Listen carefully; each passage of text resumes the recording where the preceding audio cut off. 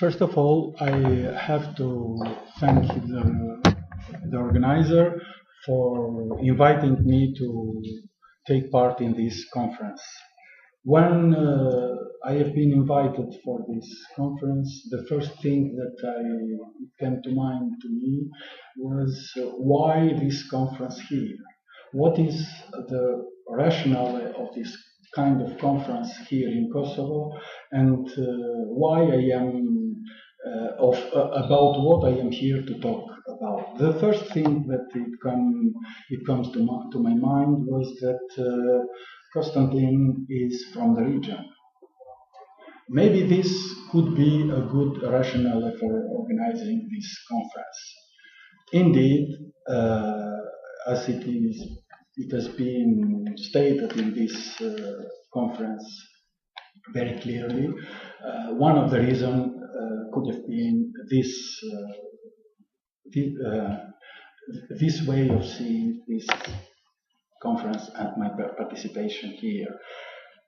Personally, I would find a little bit naive to ground the rationale of this conference only on this matter, simply because this is historically naive and politically dangerous. What I mean with that, it simply means that not only it is historically naive because people of the time of Constantine are not anymore like people of today, but this is dangerous on many grounds. During lunch, I have been talking with somebody from Niš who said that we want to build up a monument to commemorate Constantine in Niš, but we don't have money and the government cannot provide us with money. He also said that we know where the palace of Constantine is situated in Niš, but there need a lot of money to dig out and to bring it to the fore. Well, somebody would say that Serbs of Niš in the Niš of today has nothing to do with Constantine, but at any case, they can try to recuperate this past for some other reason. Whatever is the reason that they can do, the Greek will be upset with that. And we know for what reason. I would have been surprised if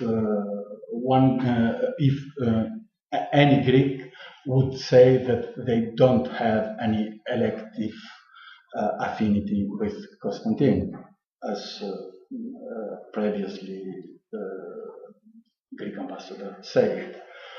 So, but this seems really stupid.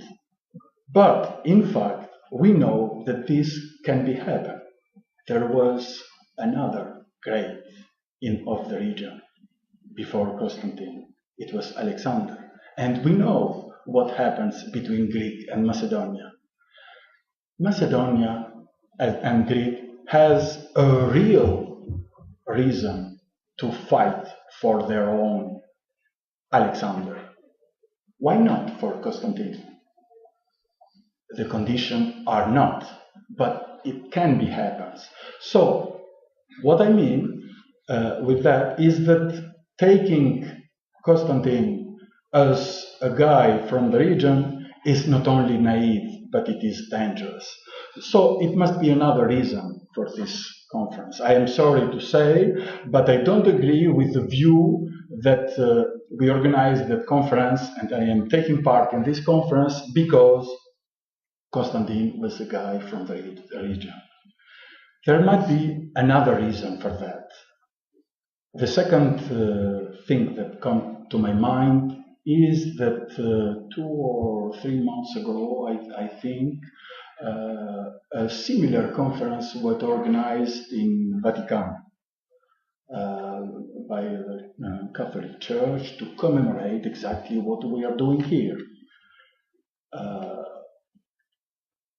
And I see clearly what the reason of organizing a similar conference in Vatican is. We know all the myth that Constantine won the battle under the Kiro sign. This is important for the church, isn't it? Because the church, at the time, we don't know what exactly happened, but for the church, it was important to capture the power of the rising power of Constantine and to back up their own rise. So whether it is true or not that Constantine saw a dream of the Kiro and he won the battle on this sign, what it is relevant is that for the rising Christianity it was important to capture this myth. And this is important for the Vatican and for the Catholic Church to commemorate this kind of events, whether it is a myth, a legend, or a true history. Actually, Constantine was a great soldier, and he won. For one thing, we can be sure that he won the battle with the best of the art of this time, using the best of the military arm, but also we may imagine that he was also a skillful politician. He took advantage for his own rise to power from the opinion going around at this time of the rising Christianity, no more tolerably persecuted. So, politically speaking, Constantine must have used the Christian movement just as the Christian movement used the political power, the political rising power of Constantine to back up each other. In this sense, a similar equivalent to this story, which is never mentioned here, is the myth of Kosovo, which some of my colleagues know better than me. It is exactly in the same way that the myth of Kosovo is used by Serbian nationalists and by commemorative conference commemorating the 600th anniversary where Milosevic came to power. Probably in the same way as Constantine did it. In this sense, now we understand the rationale behind organizing the conference by the Catholic Church in Vatican. But still, I cannot agree here. What is the rationale of organizing a conference on this topic here in Kosovo? It must be a third reason. Thirdly, I was thinking of showing Kosovo as the land of multiculturalism, of religious tolerance, and so on. This might be another reason to justify and to celebrate this commemorative conference. Yes, but before going to my conclusion about this third reason, I would like to tell you 2 or 3 small stories. When I went back for the first time in France, I met a neighbor next to my door who was from Algeria or Morocco or something like that. And he asked me, where are you from? I am from Albania. Oh, you must be our brother. Why? I said, because you are Muslim. I am Muslim? I didn't know that I was Muslim. It was for the first time that I have been perceived from others as being a Muslim. It never came to my mind that somebody like me, coming from Albania, could have been perceived as a Muslim. The second story is about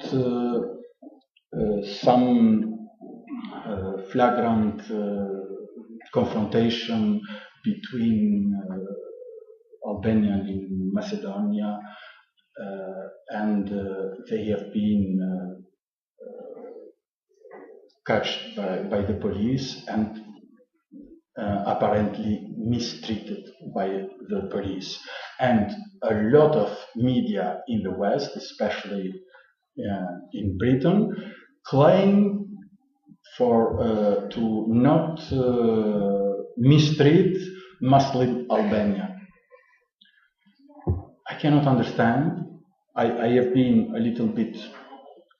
If they say mistreating Albanian for the terrorist deed, I could have understand. But why they should perceive necessarily Albanian as Muslim? It was the third story which came to my mind when the Secretary of State of the United States, Hillary Clinton, prized the president of Kosovo as the first Muslim president of a Muslim country to be on the right path of building democracy in Kosovo. To be honest, myself and my friend in Albania have been a little bit shocked why Hillary Clinton considered and treated Afetete Yahyaga as a Muslim president. Is she the president of Kosovo or not? In all these stories, all agencies acting together has some reason to push forward their own agendas. The Moroccan or the Algerian, I don't remember how it is, the Moroccan is very persecuted in France. You would think it is more endurable, his status, if he is shared with another brother. America or the British can have some agenda to consider Kosovo as a Muslim country, or the president of Kosovo as the Muslim president. And this is not the same with my own purpose or the purpose of this country to build itself as a state on its own right, even if the British or the American can be our best allies.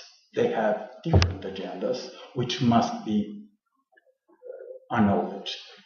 Now, to come to an end, is the problem of tolerance or intolerance the problem of minority, of majority? When we think about minority rights, this certainly can be important for some minority entrepreneur, just like religion can be important for religious institutions or religious leader. But when we think about tolerance, we must first think about treating individuals on their own rights. On their own rights, individuals are just individuals and they must be treated like that. Whether they are affiliated or not to one religion or another, because being affiliated to one religion or another is more a political matter of group entrepreneurs rather than individuals on their own right. That is. Thank you.